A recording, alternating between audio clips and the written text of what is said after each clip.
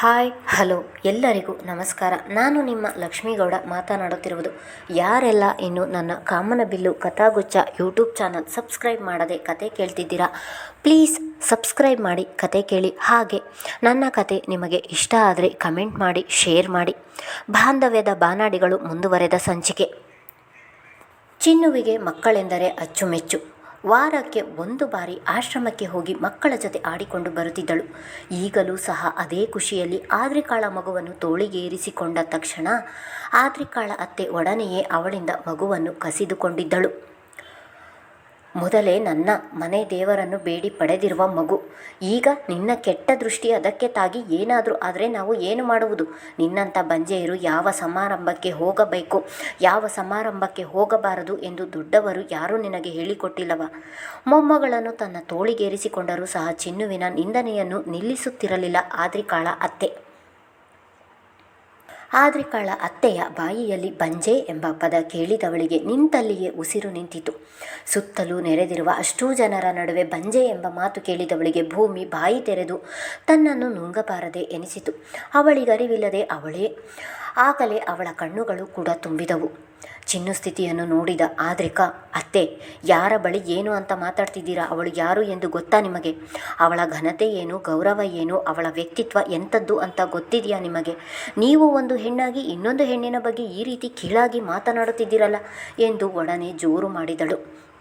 ಮುಚ್ಚು ಬಾಯಿ ಆದ್ರಿಕಾ, ಏನು ಮಾತಾಡಬೇಕು ಎಂದು ನೀನು ನನಗೆ ಹೇಳಿಕೊಡಬೇಕಾಗಿಲ್ಲ. ಅವಳ ಮನೆತನದಲ್ಲಿ ಘನತೆ, ಗೌರವ, ಹಣ, ಆಸ್ತಿ ಇದ್ದರೆ ಏನು ಬಂತು ಪ್ರಯೋಜನ? ಎಲ್ಲವೂ ಇದ್ದು ಮನೆಯಲ್ಲಿ ಮಕ್ಕಳಿಲ್ಲ ಎಂದರೆ ಅವಳ ಬಾಳು ಶೂನ್ಯ. ಇವಳ ಮನೆಯಲ್ಲಿ ಹಿರಿಸೊಸೆಗೂ ಕೂಡ 10 ವರ್ಷದಿಂದ ಬಂಜೆಯಾಗಿದ್ದಾಳೆ. ಇನ್ನು ಇವಳಿಗೂ ಕೂಡ ಮಕ್ಕಳಿಲ್ಲದೆ ಬಂಜೆಯಾಗಿದ್ದಾಳೆ. ಹೀಗಿರುವಾಗ ಇವಳ ಕೆಟ್ಟ ದೃಷ್ಟಿ ನನ್ನ ಮೊಮ್ಮಗಳಿಗೆ ಬಿದ್ದು ಏನಾದರೂ ಹೆಚ್ಚು ಕಡಿಮೆ ಆದರೆ ಆಗ ಯಾರು ಜವಾಬ್ದಾರಿಯಾಗುತ್ತಾರೆ? ಅವಳು ನಿನಗೆ ಸಂಬಂಧಿಕರಾದರೆ ನೀನು ಮಾತನಾಡಿಸು, ಬೇಡ ಎನ್ನಲ್ಲ. ಆದರೆ ನನ್ನ ವಂಶದ ಕುಡಿಯನ್ನು ಅವಳ ಕೈಗೆ ನಾನು ಕೊಡುವುದಿಲ್ಲ ಎಂದು ಅಲ್ಲಿ ನೆರೆದಿದ್ದವರ ಊರಿನವರ ಮುಂದೆಯೇ ಕೂಗಾಡಿದಳು. ಬೆನ್ನ ಹಿಂದೆ ಮಾತನಾಡುವವರಿಗೆ ಕಿವಿ ಕೊಡದವಳು ತನ್ನ ಎದುರಿಗೆ ನಿಂತು ಬಂಜೆ ಎಂದು ನೇರವಾಗಿ ಆದ್ರಿಕಾಳ ಅತ್ತೆಯ ಮಾತು ಅವಳ ಮನಸ್ಸಿಗೆ ಬಹಳವೇ ಘಾಸಿ ಉಂಟು ಮಾಡಿತು. ಏನೊಂದು ಮಾತನಾಡದೆ ಮೌನವಾಗಿ ಉಳಿದಳು. ಆದರೆ ಪಕ್ಕದಲ್ಲಿ ನಿಂತಿದ್ದ ಕಿರಣನಿಗೆ ಮಾತ್ರ ಕೋಪ ತಾರಕಕ್ಕೇರಿತು. ಹೆಂಡತಿಯನ್ನು ಬಂಜೆ ಎಂದಿದ್ದು ಕೇಳಿ ಸಹಿಸಲಾಗಲಿಲ್ಲ ಅವನಿಗೆ. ಮಾತನಾಡಲು ಬಾಯಿ ತೆರೆದವನನ್ನು ತಕ್ಷಣಕ್ಕೆ ಕೈ ಹಿಡಿದವಳು ಬೇಡ ಎಂದು ಕಣ್ಣಿನಲ್ಲಿಯೇ ಸನ್ನೆ ಮಾಡಿದಳು. ಅವಳ ನೀರು ತುಂಬಿದ ಕಣ್ಣುಗಳನ್ನು ನೋಡಿದವನು ತನ್ನ ಕೋಪವನ್ನು ನಿಗ್ರಹಿಸಿ ಹಾಗೆ ಸುಮ್ಮನಾದನು. ಆದರೆ ಮುಂದೆ ಕುಳಿತಿದ್ದ ಸೂರ್ಯನಿಗೆ ಮಾತ್ರ ಆದ್ರಿಕಾಳ ಅತ್ತೆಯ ಮಾತು ಕಿವಿಯ ಮೇಲೆ ಹೊಡೆದ ಹಾಗೆ ಕೇಳಿಸಿದವು. ಮನೆಯ ಮಹಾಲಕ್ಷ್ಮಿಯ ಹಾಗೆ ಬೆಳೆಸಿದವರು, ಅವಳನ್ನೇ ಅದೃಷ್ಟ ದೇವತೆ ಎಂದು ಪ್ರೀತಿಸುವವರು, ಎಲ್ಲರಿಗೂ ಒಳಿತನ್ನೇ ಬಯಸುವ ಜೀವ, ಕಲ್ಮಶವೇ ಇಲ್ಲದ ನಿಷ್ಕಲ್ಮಶ ಮನಸ್ಸು ಅವಳದು. ಅಂಥವಳನ್ನು ಅವಳದು ಕೆಟ್ಟ ದೃಷ್ಟಿ ಎಂದಿದ್ದನ್ನು ಸಹಿಸಲು ಸಾಧ್ಯವಾಗಿತ್ತು ಸೂರ್ಯನಿಗೆ. ಹಲ್ಲು ಬಿಗಿ ಹಿಡಿದು ಮಾತನಾಡಿ, ನನ್ನ ಮನೆಯ ದೇವತೆಯ ಬಗ್ಗೆ ಏನು ಮಾತಾಡ್ತಿದ್ದೀರಾ ನೀವು ಎಂದು ಕುಳಿತಲ್ಲಿಂದ ಎದ್ದು ಕೂಗುತ್ತಲೇ ಅವರ ಬಳಿಗೆ ಬಂದಿದ್ದನು ಸೂರ್ಯ. ಒಡನೆ ಅವನ ಕೈ ಹಿಡಿದು ತನ್ನ ತಲೆಯ ಮೇಲೆ ಇಟ್ಟುಕೊಂಡವಳು, ಇನ್ನೊಂದು ಮಾತನಾಡಿದರೂ ನನ್ನ ಮೇಲಾಣೆ ಎಂದು ಸೂರ್ಯನ ಬಾಯಿಯನ್ನು ಕಟ್ಟು ಹಾಕಿದ್ದಳು. ಯಾವಾಗಲೂ ಶಾಂತಮೂರ್ತಿಯಂತೆ ಇರುವವನು ಕೋಪ ಬಂದರೆ ಜಮದಗ್ನಿಯ ಸುತನು ಅವನು. ಅಂಥದ್ದರಲ್ಲಿ ಕಣ್ಣಾರೆಯೇ ತನ್ನ ತಂಗಿಯ ಬಂಜೆ ಎಂದು ನಿಂದಿಸಿದರೆ ಸುಮ್ಮನೆ ಬಿಡುವನೇ? ಯಾವಾಗಲಾದರೂ ಒಮ್ಮೆ ಬರುವ ಕೋಪವನ್ನು ನೋಡಿದ ಚಿನ್ನು ಈಗ ಅವನನ್ನು ತಡೆಯಲು ಸಾಧ್ಯವಿಲ್ಲ ಎಂದು ಅರಿತವಳು ಆಣೆ ಮಾಡಿ ಅವನನ್ನು ಮಾತನಾಡದಂತೆ ಮಾಡಿದಳು. ಏನು ಮಾತನಾಡುತ್ತಿದ್ದೀಯ? ನನ್ನ ವಯಸ್ಸೇನೋ ನಿನ್ನ ವಯಸ್ಸೇನೋ? ನನ್ನೇ ಹಲ್ಲು ಬಿಗಿ ಹಿಡಿದು ಮಾತನಾಡು ಎಂದು ಹೇಳ್ತೀಯ ಎಂದು ಸೂರ್ಯನ ಮೇಲೆ ಕೂಗಾಡಲು ಬಂದರು ಆದ್ರಿಕಾ ಅತ್ತೆ.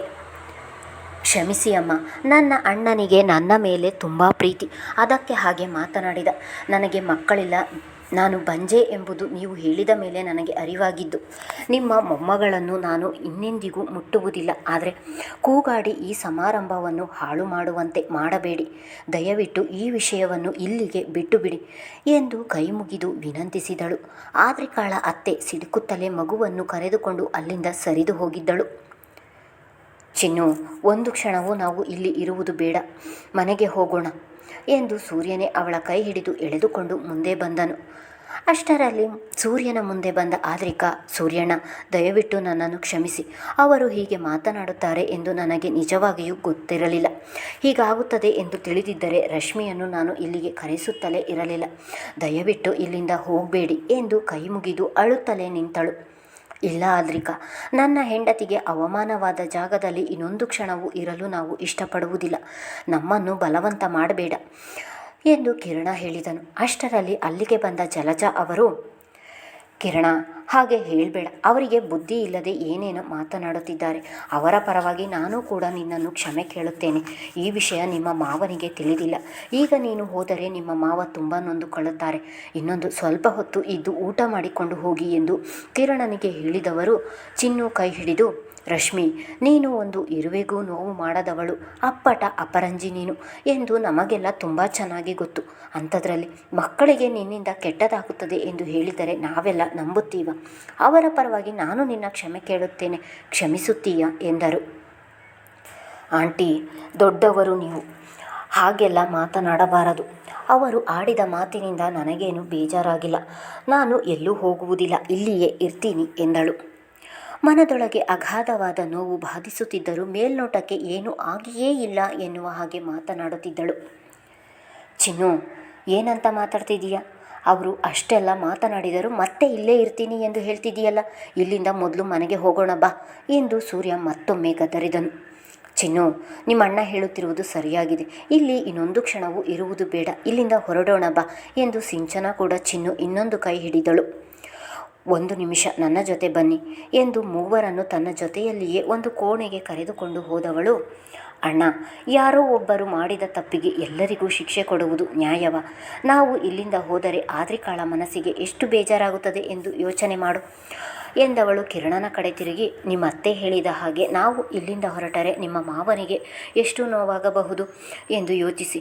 ಅಲ್ಲದೆ ಆದ್ರಿಕಾ ಮನೆಯವರು ಮತ್ತು ನಿಮ್ಮ ಮಾವನ ಮನೆಯವರ ಮಧ್ಯೆ ಗಲಾಟೆಯಾಗಬಹುದು.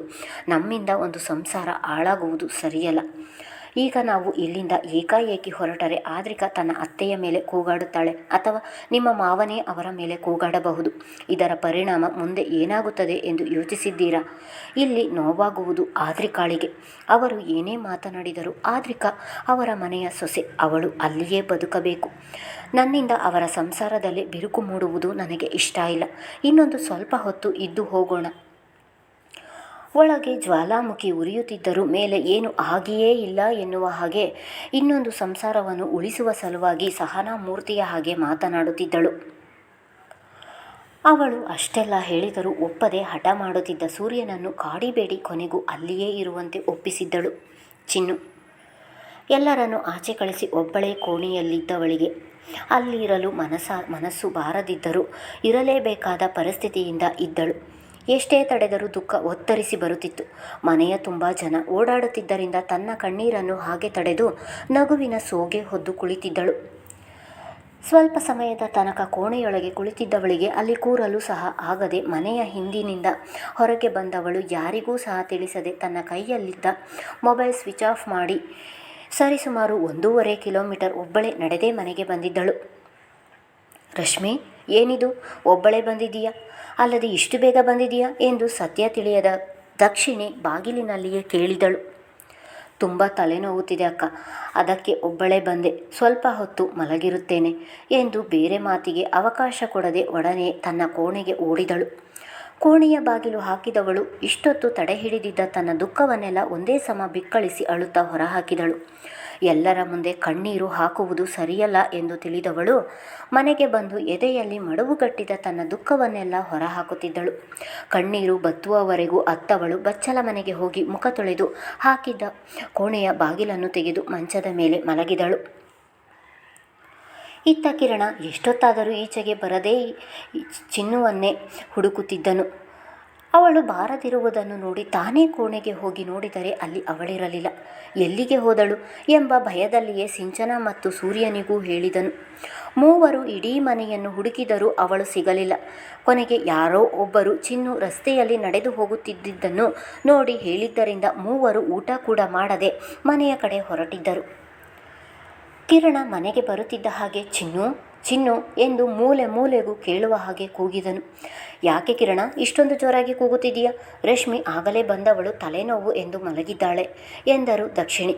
ಇಷ್ಟರವರೆಗೆ ಅವಳು ಎಲ್ಲಿ ಹೋದಳು ಎಂದು ಭಯಪಡುತ್ತಿದ್ದವನು ತನ್ನ ಅತ್ತಿಗೆ ಹೇಳಿದ ಮಾತು ಕೇಳಿ ನಿಟ್ಟುಸಿರು ಬಿಟ್ಟು ಅಲ್ಲಿಯೇ ಸೋಫಾ ಮೇಲೆ ಕುಸಿದು ಕುಳಿತನು. ಸೂರ್ಯ ಮಾತ್ರ ಇನ್ನೂ ಉರಿಯುತ್ತಲೇ ಇದ್ದನು.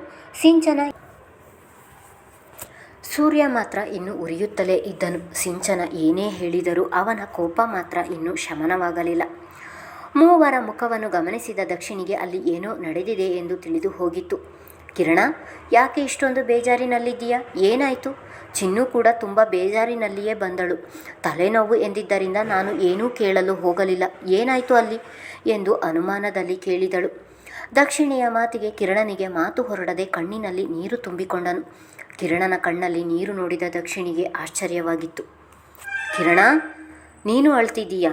ಇಷ್ಟೊಂದು ದುಃಖ ಪಡುವಂಥದ್ದು ಏನಾಯಿತು ಅಲ್ಲಿ ಎಂದರು ಆತಂಕದಲ್ಲಿ. ಕಿರಣನನ್ನು ಸಮಾಧಾನ ಮಾಡುತ್ತಾ ಅವನ ಪಕ್ಕ ಕುಳಿತಿದ್ದ ಸಿಂಚನ ದಕ್ಷಿಣಿಗೆ ಅಲ್ಲಿ ನಡೆದ ಘಟನೆಯನ್ನೆಲ್ಲವನ್ನು ಹೇಳಿದಳು. ದಕ್ಷಿಣಿಗೂ ಕೂಡ ಬಂಜೆ ಎಂಬ ಪದ ಕೇಳಿ ತುಂಬ ನೋವಾಗಿತ್ತು. ಇನ್ನು ಕಣ್ಣೇ ಬಿಟ್ಟಿರದ ತನ್ನ ಒಡಲಿನ ಕುಡಿಯನ್ನು ತಾನೇ ಚಿವುಟಿದವಳು ಅವಳು ಕೂಡ ಇಂದು ಬಂಜೆ ಎಂಬ ಪಟ್ಟವನ್ನು ಹೊರಬೇಕಾಯಿತು. ಸಿಂಚನ ಮಾತು ಕೇಳಿದ ದಕ್ಷಿಣಿ ಕೂಡ ಅಳಲು ಶುರು ಮಾಡಿದಳು. ಅವರಿಗೆ ಬುದ್ಧಿ ಇಲ್ಲ, ಅವರೇನೋ ಮಾತನಾಡುತ್ತಾರೆ ಎಂದು ನೀವ್ಯಾಕೆ ಅಳ್ತೀರಾ ಅತ್ತಿಗೆ? ಯಾರು ಏನೇ ಹೇಳಿದರೂ ನೀವಿಬ್ಬರು ಈ ಮನೆಯ ಬೆಳಕು ಎಂಬುದು ಯಾರಿಂದಲೂ ಬದಲಾಯಿಸಲು ಸಾಧ್ಯವಿಲ್ಲ. ಇಲ್ಲ ಕಿರಣ, ನಿನಗೆ ಗೊತ್ತಿಲ್ಲ, ಈ ಮನೆಯನ್ನು ಕತ್ತಲೆಯ ಕೂಪಕ್ಕೆ ತಳ್ಳಿದ ಪಾಪಿ ನಾನು ಎಂದು ಒಂದೇ ಸಮ ರೋಧಿಸುತ್ತಿದ್ದಳು ದಕ್ಷಿಣಿ. ಆದರೆ ಅವಳ ಮಾತಿನ ಅರ್ಥ ಅಲ್ಲಿ ಯಾರಿಗೂ ತಿಳಿಯಲಿಲ್ಲ. ಚಿನ್ನುವಿಗೆ ಸಮಾಧಾನ ಮಾಡಬೇಕಾದವರು ನೀವೇ ಹೀಗೆ ಅಳುತ್ತಿದ್ದರೆ ಅವಳಿಗೆ ಸಮಾಧಾನ ಮಾಡುವವರು ಯಾರು ಅತ್ತಿಗೆ? ನನಗಂತೂ ಅವಳ ಮುಖ ನೋಡುವ ಧೈರ್ಯ ಕೂಡ ಇಲ್ಲ. ಅವಳು ಕೇಳುವ ಪ್ರಶ್ನೆಗಳಿಗೆ ನನ್ನಿಂದ ಉತ್ತರ ಇಲ್ಲ ಎಂದು ಹೇಳುತ್ತಾ ಸೂರ್ಯನ ಬಳಿಗೆ ಬಂದವನು ಅವನ ಕೈ ಹಿಡಿದು, ನನ್ನನ್ನು ಕ್ಷಮಿಸಿಬಿಡು ಸೂರ್ಯ, ನಿನ್ನ ತಂಗಿಯ ಕಣ್ಣಲ್ಲಿ ಒಂದು ಹನಿ ನೀರು ಬರದ ಹಾಗೆ ನೋಡಿಕೊಳ್ಳುತ್ತೇನೆ ಎಂದು ಕೈ ಹಿಡಿದೆ. ಆದರೆ ನನ್ನನ್ನು ಮದುವೆಯಾದಾಗಿನಿಂದ ಬರೀ ಕಷ್ಟವೇ ಆಗುತ್ತಿದೆ ಅವಳಿಗೆ. ಒಂದು ದಿನವೂ ನೆಮ್ಮದಿಯಾಗಿ ಇಲ್ಲ ಅವಳು. ಒಂದಿಲ್ಲೊಂದು ತೊಂದರೆಗಳು ಬಂದು ಅವಳ ಕಾಲಿಗೆ ಸುತ್ತಿಕೊಳ್ಳುತ್ತವೆ. ನನ್ನಿಂದ ನಿನ್ನ ತಂಗಿಗೆ ಸಂತೋಷವನ್ನು ನೀಡಲು ಆಗುತ್ತಿಲ್ಲ. ಈ ನಿನ್ನ ಸ್ನೇಹಿತನನ್ನು ಕ್ಷಮಿಸುತ್ತೀಯಾ ಎಂದು ದುಃಖಿಸುತ್ತಲೇ ಹೇಳಿದನು. ಕಿರಣ ಇಷ್ಟೊಂದು ದುಃಖಪಟ್ಟಿರುವುದನ್ನು ನೋಡಿರದ ಸೂರ್ಯನಿಗೂ ಕೂಡ ಸಂಕಟವಾಗಿತ್ತು.